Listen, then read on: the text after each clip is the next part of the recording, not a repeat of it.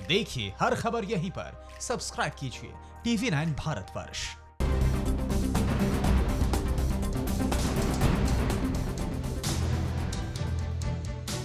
नमस्कार, देश के सबसे बड़े न्यूज नेटवर्क TV9 पर आप देख रहे हैं न्यूज टॉप 9। आपके साथ मैं हूं पूर्णिमा मिश्रा। बिना ब्रेक के इस बुलेटिन में देश, दुनिया और राज्यों की वो सारी खबरें दिखाएंगे जिन्हें जानना और देखना आपके लिए बहुत जरूरी है। भारत चीन के बीच बॉर्डर पर हुए हिंसक संघर्ष के बाद ताजा अपडेट क्या है? चीन की चालबाजी का जवाब देने की भारत ने क्या तैयारी की है? धोखे से भारतीय सैनिकों पर हमला करने वाला चीन दुनिया में कैसे अलग थलग पड़ता जा रहा है? और चीन के खिलाफ देश का गुस्सा क्या कहता है? भारत चीन विवाद से जुड़ी बड़ी खबरों के लिए आपको दिखाते हैं टॉप 9 भारत चीन टकराव। LAC पर चीन से हुई हिंसक झड़प के बाद दोनों देशों के बीच तनाव जारी है। प्रधानमंत्री नरेंद्र मोदी ने रक्षा मंत्री राजनाथ सिंह को बुलाकर हालात की जानकारी ली। इससे पहले राजनाथ सिंह ने विदेश मंत्री S जयशंकर की मौजूदगी में chief of defence staff general Vipin Rawat और तीनों सेनाओं के प्रमुखों के साथ लगभग 1 घंटे तक चली बैठक में घटना की विस्तार से जानकारी ली और स्थिति की समीक्षा की थी। सूत्रों के मुताबिक सेना को अपने हिसाब से कार्रवाई की छूट दी गई है। पीएम मोदी ने सीमा पर चीन के साथ हुई हिंसक झड़प में शहीद जवानों को श्रद्धांजलि देते हुए चीन को करारा जवाब दिया है। प्रधानमंत्री ने कहा, देश की एकता अखंडता से समझौता नहीं करेंगे। संप्रभुता की रक्षा से कोई नहीं रोक सकता। भारत किसी को उकसाता नहीं है, लेकिन जो उकसाएगा उसे करारा जवाब मिलेगा। हमारे जवान मारते मारते शहीद हुए, उनका बलिदान व्यर्थ नहीं जाएगा। प्रधानमंत्री मोदी ने कोरोना पर मुख्यमंत्रियों के साथ बैठक के दौरान ये बातें कही। 15 और 16 जून की रात लद्दाख में गलवान घाटी में भारत और चीन के बीच तनाव बढ़ा जब चीनी सैनिकों ने पॉइंट 14 पर एक नया टेंट बना लिया था। भारतीय सैनिकों ने चीनी टेंट को उखाड़ दिया। इसके बाद चीनी सैनिकों ने भारतीय सैनिकों पर हमला बोल दिया, जिसका भारतीय सैनिकों ने भी पलटवार किया। इसमें भारत के 20 जवान शहीद हो गए। चीन को भी भारी नुकसान हुआ है। उसके 43 सैनिकों के मारे जाने की खबर है, हालांकि वो आंकड़ों को सार्वजनिक नहीं कर रहा है। लद्दाख की गलवान घाटी में चीन के साथ तनाव बढ़ने के बाद भारतीय सेना ने निगरानी बढ़ा दी है। LAC पर एयरफोर्स के फाइटर जेट और हेलीकॉप्टर लगातार उड़ान भरते देखे जा सकते हैं। वहीं श्रीनगर लद्दाख हाईवे पर भारतीय सेना की गाड़ियों की आवाजाही बढ़ती दिखाई दी। सेना के कई ट्रक इस हाईवे से गुजरते दिखाई दिए। सीमा पर जारी तनाव के बीच पहली बार चीन के विदेश मंत्री वांग यी और भारत के विदेश मंत्री S जयशंकर के बीच फोन पर बात हुई। चीनी विदेश मंत्री वांग यी ने भारत से मांग की है कि इस घटना के लिए जिम्मेदार लोगों को कड़ी सजा दें। चीन के इस रुख पर भारतीय विदेश मंत्री ने कड़ा संदेश दिया। भारत ने कहा, गलवान में जो भी हुआ वो चीन की सोची समझी साजिश है। LAC पर जो कुछ हुआ उसके लिए चीन जिम्मेदार है। भारत चीन सीमा विवाद पर पूरी दुनिया की नजरें हैं। अमेरिका के बाद अब ब्रिटेन की प्रतिक्रिया आई है। ब्रिटेन उच्चायोग ने LAC पर चीनी सैनिकों के हिंसक प्रदर्शन पर सवाल उठाया है और कहा है कि हिंसा किसी भी मसले का हल कभी नहीं हो सकता। उन्होंने साफ तौर पर कहा कि भारत चीन के हालात चिंताजनक हैं, लेकिन दोनों देशों को बातचीत के जरिए इसका हल निकालना चाहिए। चीन के साथ टकराव में शहीद हुए 20 जवानों को लेह में कल श्रद्धांजलि दी गई। लेह आर्मी अस्पताल में सेना के अफसरों और जवानों ने अपने वीर जवानों को नमन किया। लेह में जब शहीदों के पार्थिव शरीर को सेना की गाड़ी से ले जाया जा रहा था तो स्थानीय लोगों ने हाथों में सफेद स्कार्फ लेकर भारत माता की जय के नारे लगाए और शहीदों को श्रद्धांजलि दी। AMB भारत माता की जय। लद्दाख में चीन की धोखेबाजी के खिलाफ देश भर में गुस्सा फूट पड़ा है। लोगों ने चीनी सामानों और उनके झंडे जलाकर विरोध प्रदर्शन किया। पटना, लखनऊ, भोपाल समेत लोगों ने जिनपिंग का पुतला फूंका और चीन में बने सामानों के बहिष्कार का संकल्प लिया। लखनऊ में नागरिक संगठनों और व्यापारी संगठनों ने कहा कि वे चीन के माल को न बेचेंगे और न खरीदेंगे। चीन की नापाक हरकत के विरोध में पूरे देश में लोगों के मन में गुस्सा है। राजधानी दिल्ली में चीनी एम्बेसी के बाहर भारत के पूर्व सैनिकों ने विरोध प्रदर्शन किया। ये पूर्व सैनिक हाथों में प्ले कार्ड लेकर पहुंचे थे, जिसमें लिखा था कि चीनी आर्मी होश में आओ। पूर्व सैनिक चीन को करारा जवाब देने की मांग कर रहे थे। हालांकि पुलिस ने इन्हें हिरासत में ले लिया है। दिल्ली पुलिस ने चीनी एम्बेसी की सुरक्षा बढ़ा दी है। भारत चीन के बीच हिंसक संघर्ष में 20 भारतीय जवानों ने शहादत दी। उनकी शहादत को देश सलाम कर रहा है। अपने लाडले की शहादत पर परिजनों का क्या कहना है? शहीदों के घर से ग्राउंड रिपोर्ट देखिए टॉप 9 शहादत। लद्दाख की गलवान घाटी में भारत और चीन के सैनिकों की झड़प में भारत के 20 जवान शहीद हुए हैं। शहीद होने वाले भारतीय जवानों में 16वीं बिहार रेजिमेंट के 12 जवान हैं। इसके अलावा सिख रेजिमेंट के 3 जवान, 2 जवान मीडियम रेजिमेंट और 1 जवान फील्ड रेजिमेंट में शामिल हैं। दूसरी तरफ अमेरिकी खुफिया एजेंसी के मुताबिक चीन के 35 जवान मारे गए हैं। इसके साथ कुछ सैनिक भी घायल हुए हैं। लद्दाख की गलवान घाटी में चीनी सेना के साथ हुई झड़प में शहीद होने वाली 20 जवानों में तेलंगाना के कर्नल बी संतोष बाबू भी शामिल थे। मां बेटे की तस्वीर लेकर खड़ी हुई है, अंदर से टूट चुकी है, लेकिन इस बहादुर मां को अपने बेटे की शहादत पर गर्व है। शहीद के पिता ने बताया कि सेना में वो शामिल नहीं हो पाए थे, इसलिए उन्होंने बेटे को सेना ज्वाइन करवाई थी। ओडिशा के कंधमाल जिले के रहने वाले चंद्रकांत ने देश की रक्षा करते हुए अपने प्राणों की आहुति दे दी। चंद्रकांत वीर पंगा गांव के गरीब आदिवासी परिवार से ताल्लुक रखते थे। वे अपने परिवार में इकलौते कमाने वाले सदस्य थे। चंद्रकांत के 3 बेटे और 1 बेटी है। जैसे ही परिजनों को उनके शहादत की खबर मिली, चारों ओर मातम छा गया। भारत चीन सीमा पर हुई झड़प में कांकेर के जवान गणेश राम कुंजाम भी शहीद हो गए।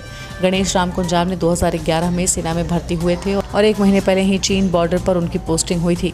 फोन पर परिजनों को गणेश के शहादत की सूचना मिली। इसके बाद परिवार का रो रो कर बुरा हाल है। शहीद जवान के गांव गिधाली में शोक पसरा हुआ है। चीनी सेना के साथ संघर्ष में पंजाब के मानसा जिले के रहने वाले 22 वर्षीय गुरतेज सिंह भी शहीद हुए हैं। गुरतेज सिंह बीरेवाला डोगरा गांव के किसान परिवार से ताल्लुक रखते हैं। माता पिता को अपने बेटे के खोने का गम सता रहा है, लेकिन उसकी शहादत पर गर्व है। 15 जून को ही गुरतेज के बड़े भाई की शादी थी। बॉर्डर पर तैनात होने के कारण वे घर नहीं आ सके और देश सेवा में अपने प्राण न्यौछावर कर दिया। चीन से हुई झड़प में झारखंड के पूर्वी सिंहभूम जिले के बहरागोड़ा प्रखंड के बांसदा गांव के रहने वाले गणेश हांसदा शहीद हो गए। 21 साल के गणेश हांसदा माँ बाप के छोटे बेटे थे और सेना में खेल के बल पर 2 साल पहले नौकरी हासिल की थी। गणेश हांसदा की अभी शादी नहीं हुई थी। घर में माता पिता और भाई भाभी हैं। उन्हें गणेश की शहादत पर गर्व है। वैशाली के जंदाहा के रहने वाले सपूत जय किशोर सिंह भी लद्दाख में अपना सर्वोच्च बलिदान दिया है। चक फतेह गांव के रहने वाले जय किशोर सिंह के शहादत की खबर जैसे ही परिजनों को मिली, कोहराम मच गया। शहीद की मां अपने बेटे की फोटो लेकर बिलख रही है। उन्होंने कहा कि 2 और बेटों को भी देश की सेवा के लिए भेजेंगे। भारत चीन सीमा पर हुए विवाद में भोजपुर का लाल चंदन कुमार भी शहीद हुआ है। उनकी शहादत की खबर सुनते ही परिवार समेत पूरे गांव में मातम पसर गया। मई में ही चंदन कुमार की शादी होने वाली थी, लेकिन लॉकडाउन की वजह से टल गई थी। शहीद चंदन यादव जगदीशपुर अनुमंडल के ज्ञानपुर के रहने वाले थे। पश्चिम बंगाल के बीरभूम जिले के जवान राजेश ओरंग और अलीपुरद्वार जिले के विपुल रॉय भी वतन की रक्षा करते हुए शहीद हो गए। राजेश ओरंग अपने परिवार के इकलौते बेटे थे। उनकी शादी की तैयारियां चल रही थीं। जैसे ही शहादत की खबर मिली, कोहराम मच गया। राजेश ओरंग की 2 बहनें हैं। बड़ी बहन की शादी हो चुकी है। भारत चीन में हिंसक संघर्ष के बीच संयुक्त राष्ट्र सुरक्षा परिषद से कौन सी खुशखबरी आई? पीएम मोदी ने कोरोना वायरस को मात देने के लिए कौन सा एक्शन प्लान तैयार किया? देश की सभी बड़ी खबरों के लिए देखिए टॉप 9 रश। भारत को संयुक्त राष्ट्र सुरक्षा परिषद का अस्थायी सदस्य चुन लिया गया है। उसे 192 में से 184 वोट हासिल हुए हैं। भारत 2021 से 2022 कार्यकाल के लिए एशिया प्रशांत श्रेणी से अस्थायी सीट के लिए उम्मीदवार था। उसे 8वीं बार गौरव हासिल हुआ है। महासभा हर साल 2 वर्ष के कार्यकाल के लिए कुल 10 में से 5 अस्थायी सदस्यों का चुनाव करती है। ये 10 अस्थायी सीटें क्षेत्रीय आधार पर वितरित की जाती हैं। प्रधानमंत्री नरेंद्र मोदी ने फिर से देश में लॉकडाउन लगने की खबरों का खंडन किया है। कल 15 राज्यों के मुख्यमंत्रियों के साथ वीडियो कॉन्फ्रेंसिंग के दौरान पीएम ने कहा कि अब अनलॉक 2.0 की तैयारियों में जुटने का समय है। हमें आर्थिक गतिविधियों को खोलने के साथ नुकसान को कम करने के बारे में सोचना है। वायरस के खिलाफ लड़ने की सामूहिक प्रतिबद्धता हमें जीत की ओर ले जाएगी। देश में कल कोरोना के 13,000 से ज्यादा नए केस सामने आए हैं और 341 लोगों की मौत हुई है। इसके साथ ही अब देश भर में कुल संक्रमित मरीजों की संख्या बढ़कर 3,67,000 से ज्यादा हो गई है। पूरे देश में 1,60,000 से ज्यादा एक्टिव केस हैं। देश में कोरोना से अब तक 12,262 लोगों की मौत हो चुकी है। चीन और भारत के बीच बिगड़े हालात के बीच अमेरिकी राष्ट्रपति डोनाल्ड ट्रंप ने भी चीन के खिलाफ कड़ा रुख अख्तियार कर लिया है। ट्रंप ने उस कानून पर हस्ताक्षर किए जो अल्पसंख्यक मुस्लिम उइगर जाति समूह पर अत्याचार के लिए चीन पर अपने अधिकारियों के खिलाफ कार्रवाई का आह्वान करता है। चीन में अल्पसंख्यक मुस्लिमों को लगातार निशाना बनाने की खबरें आ रही हैं। लद्दाख में भारत और चीन की सेना के बीच हुई झड़प और उसके बाद बढ़ते तनाव के बाद प्रधानमंत्री नरेंद्र मोदी ने सभी राजनीतिक पार्टियों से बातचीत करने का फैसला किया है। कल शाम 5 बजे प्रधानमंत्री ने ऑल पार्टी मीटिंग बुलाई है। वीडियो कॉन्फ्रेंसिंग के जरिए होने वाली इस बैठक में चीन के साथ ताज़ा हालात पर सभी पार्टियों के प्रमुखों से पीएम की बात होगी। भारत सरकार ने सुरक्षा कारणों से बीएसएनएल और एमटीएनएल को 4G के लिए चीनी उपकरणों के इस्तेमाल पर रोक लगा दी है। कारोबार के लिहाज से ये चीन के लिए बड़ा झटका है। सरकार ने इस बारे में सभी टेंडर्स को खत्म करने के आदेश दिए हैं और नए टेंडर निकालने की प्रक्रिया जल्द शुरू की जाएगी। सरकार चीनी कंपनियों को कोई नए टेंडर नहीं देगी। ये वीडियो पाकिस्तान की उस करतूत का है जिसमें भारत का एक जवान शहीद हो गया था। 10 जून को पाक सेना ने राजौरी के तरकुंडी सेक्टर में भारी गोलीबारी शुरू कर दी। उसका एक मोर्टार सेना की चौकी पर आकर गिरा और गुरचरण सिंह शहीद हो गए थे। इसके बाद भारतीय सेना ने जवाबी कार्रवाई करते हुए पाक सेना की कई चौकियां तबाह कर दी और मेजर समेत उसके 5 जवान ढेर हो गए थे। जम्मू कश्मीर के पुंछ जिले में केरन सेक्टर में पाकिस्तान की ओर से पिछले कुछ दिनों से लगातार गोलीबारी की जा रही है। नियंत्रण रेखा से सटे डोकरी में जगह जगह बिखरे पड़े मोर्टार और गोले उसी का जिंदा सबूत हैं। इनकी वजह से ग्रामीणों की जिंदगी खतरे में है और वे अपने खेतों में जाते हुए डरते हैं। सुप्रीम कोर्ट ने लोन मोरेटोरियम मामले पर केंद्र सरकार को फटकार लगाई है। सुप्रीम कोर्ट ने कहा कि ग्राहकों को फायदा सुनिश्चित कराना सरकार की जिम्मेदारी है। इसे ये कहकर नहीं टाला जा सकता कि ये मामला ग्राहक और बैंक के बीच का है। ग्राहकों को योजना का लाभ मिले, ये जिम्मेदारी बैंक की नहीं बल्कि सरकार की है। इससे आप भाग नहीं सकते। दिल्ली में कोरोना ने मचाया हाहाकार, आंकड़ा 47,000 के पार। अब तक 1,904 की मौत हुई। आज से दिल्ली में डोर टू डोर कोरोना जांच और कहां पर हुई चलती बस में महिला से गैंगरेप की वारदात। देखिए न्यूज टॉप 9 दिल्ली एनसीआर की सभी बड़ी खबरें। दिल्ली में बीते 24 घंटे में कोरोना के 2,404 नए मामले सामने आने से कोरोना संक्रमितों की संख्या अब 47,102 हो गई है। दिल्ली में बीते 24 घंटे में 67 लोगों की मौत होने से कोरोना से दिल्ली में मौत का आंकड़ा 1904 हो गया। दिल्ली में मृत्यु दर 4.1 है, जो राष्ट्रीय मृत्यु दर से 0.8 ज्यादा है। दिल्ली के स्वास्थ्य मंत्री सत्येंद्र जैन की कोरोना जांच रिपोर्ट पॉजिटिव आने से हड़कंप मचा हुआ है। स्वास्थ्य मंत्री सत्येंद्र जैन बुखार कम होने के बावजूद भी ऑक्सीजन सपोर्ट पर हैं। 16 जून को हुई जांच में उनकी रिपोर्ट नेगेटिव आई थी। तब सत्येंद्र जैन के सहायक आकाश कोरोना पॉजिटिव निकले थे। इसके पहले कालकाजी से आम आदमी पार्टी की विधायक आतिशी कोरोना पॉजिटिव मिली थी, जिसके बाद आतिशी ने खुद को अपने घर में क्वारंटीन कर लिया है। दिल्ली वालों को आज से कोरोना संक्रमण की जांच के लिए लंबी लाइन लगाने से राहत मिलेगी। दिल्ली के 242 कंटेनमेंट जोन में आज से कोरोना की जांच के लिए डोर टू डोर कोरोना की रैपिड एंटीजन टेस्ट की जांच होगी। आईसीएमआर से दिल्ली को टेस्ट के लिए 50,000 एंटीजन टेस्ट किट मिल चुके हैं। एंटीजन टेस्ट किट से 30 मिनट में ही कोरोना की जांच रिपोर्ट आ जाएगी। नेगेटिव रिपोर्ट आने पर उसका कंफर्मेशन RT-PCR टेस्ट से किया जाएगा, लेकिन रिपोर्ट पॉजिटिव आने पर पॉजिटिव मान लिया जाएगा। गृह मंत्री अमित शाह के साथ बैठक के बाद दिल्ली के डिप्टी सीएम मनीष सिसोदिया ने बयान दिया कि अमित शाह के निर्देश पर दिल्ली में कोरोना का टेस्ट अब 4,500 की बजाय मात्र 2,400 रुपए में होगा। रेलवे ने स्पेशल कोच को कोरोना केयर सेंटर के तौर पर दिल्ली को दिया है, वो सराहनीय है।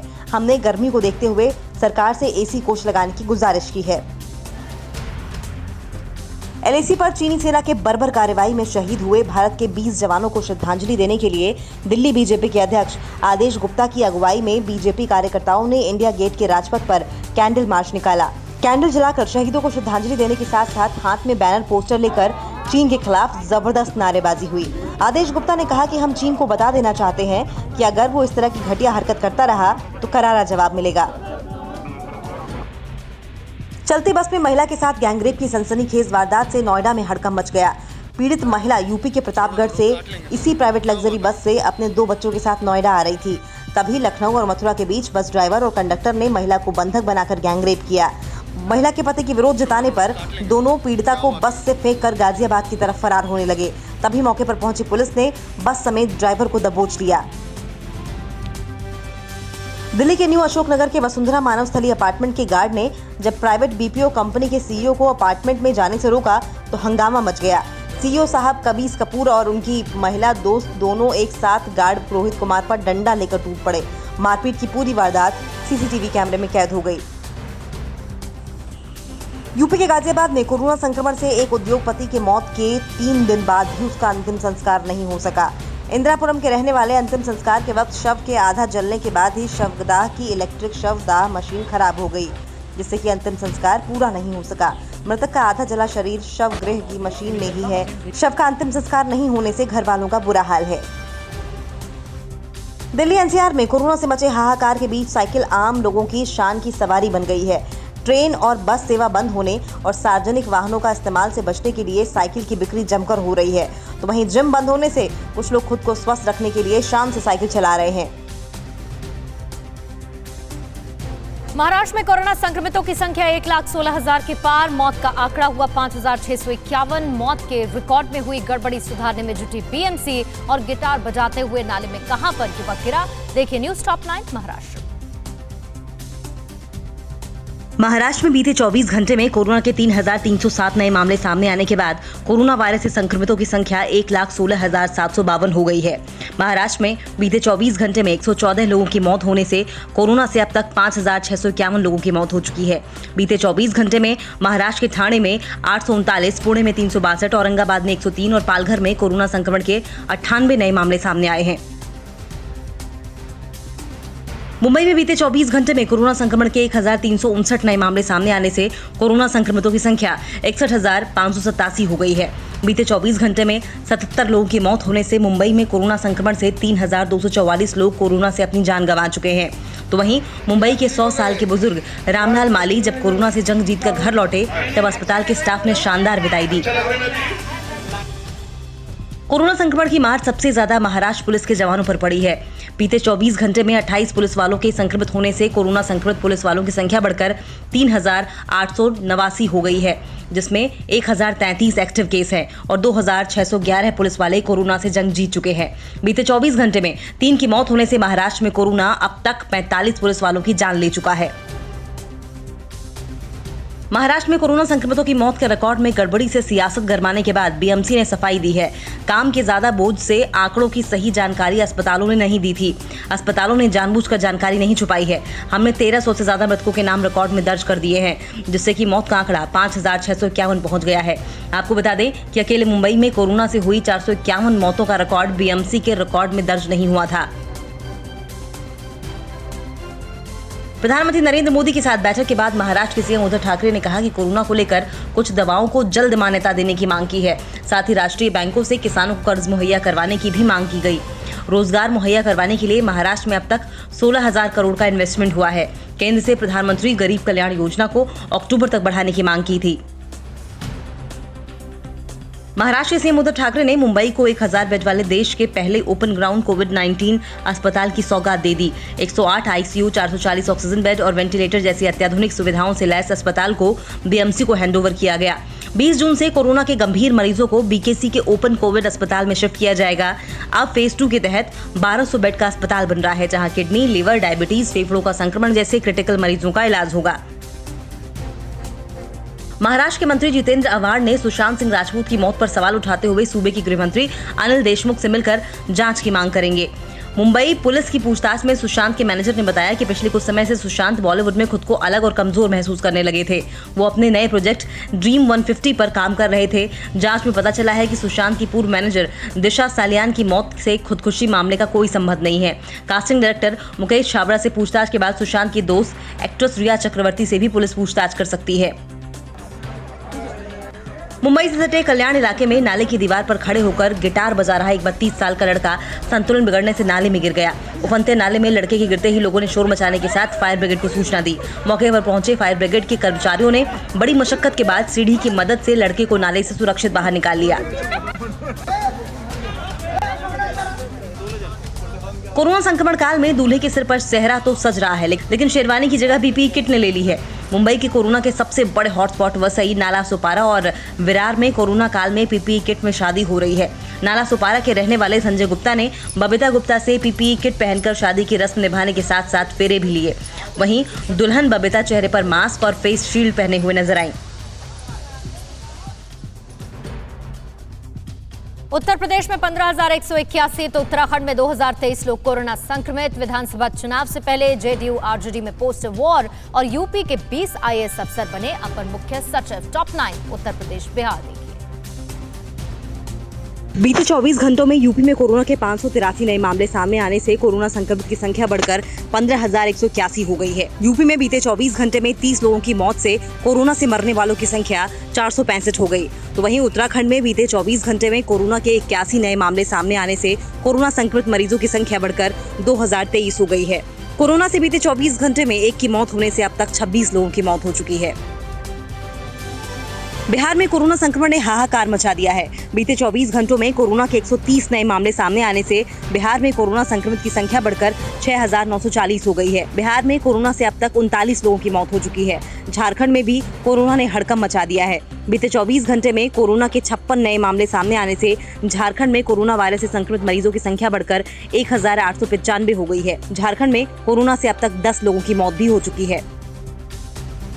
कोरोना पर प्रधानमंत्री मोदी के साथ बैठक के बाद यूपी के सीएम योगी आदित्यनाथ ने कहा है कि दिल्ली से सटे यूपी के जिलों में कोरोना पर लगाम लगाने के लिए रणनीति बनाई गई है। कोविड-19 की चेन तोड़ने के लिए दिल्ली से गाजियाबाद, गौतम बुद्ध नगर आने जाने वाले लोगों की कड़ी स्क्रीनिंग होगी। कोरोना पॉजिटिव मरीजों को कोविड अस्पताल में ही रखने के लिए रोजाना 20,000 टेस्ट करने का लक्ष्य है। 1,21,000 टीमों ने 92 लाख घर जाकर करीब 4 करोड़ 70 लाख लोगों की स्क्रीनिंग की है।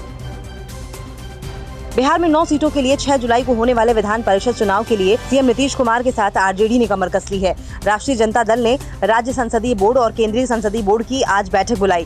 केंद्रीय संसदीय बोर्ड की बैठक पूर्व सीएम राबड़ी देवी की अध्यक्षता में, तो वहीं प्रदेश संसदीय बोर्ड की बैठक पूर्व मंत्री अवध बिहारी चौधरी की अध्यक्षता में होगी।